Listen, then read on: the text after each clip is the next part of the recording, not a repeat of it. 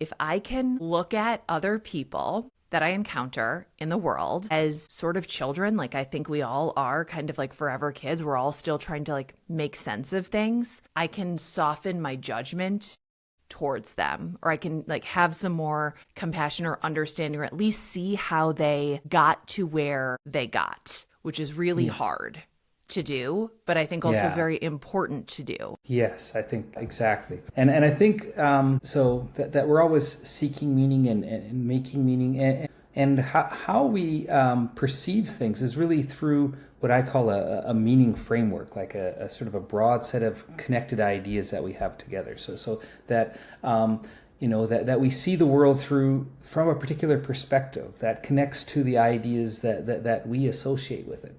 And the challenge is because different people sort of have different perspectives. They have different meaning frameworks guiding things. So even when the same event can happen, it may be perceived really differently by people. So you think of like COVID happening. What does COVID mean?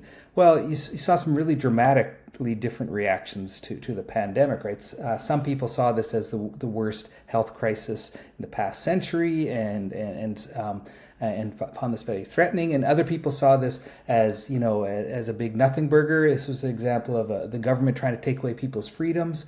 The same event being seen entirely differently.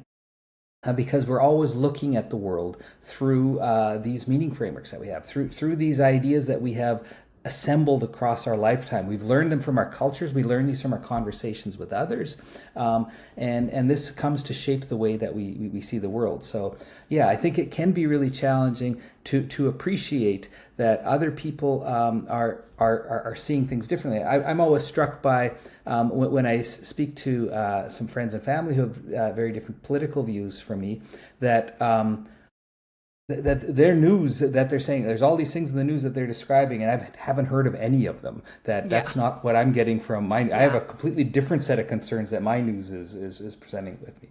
And so I think it can be really difficult, yeah, to come to appreciate others' perspective because it's coming from such a different place as our own. Yeah. And I've been using that, basically that meaning making framework, and trying to remember that about other people, because I do have kind of a combative nature. I do sort of like, I like run towards conflict, and I'm like, well, let's get through this, and I'm going to be right and you're going to be wrong. And I don't think that's a helpful way to go through the world. I don't think that changes a lot of minds. I don't think that is a place to grow from.